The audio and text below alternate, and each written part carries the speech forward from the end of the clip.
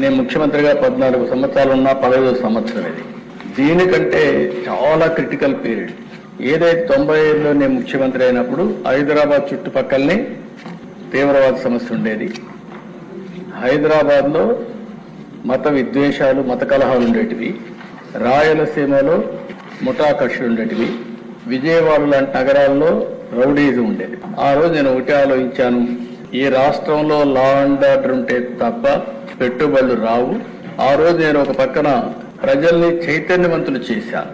నేను ఏ మీటింగ్కి పోయినా లా అండ్ ఆర్డర్ యొక్క విశిష్టత గురించి, అవసరాన్ని గురించి పదే పదే చెప్పేవాడిని. ఒక ఫ్యాక్షన్ వల్ల కుటుంబాలు ఏ విధంగా నాశనం అయిపోతున్నాయో వివరించి చెప్పేవాడిని. ఫ్యాక్షన్స్ పూర్తిగా అణిచివేయాలనుకున్నా, నిర్మోహమాటంగా వ్యవహరించాం.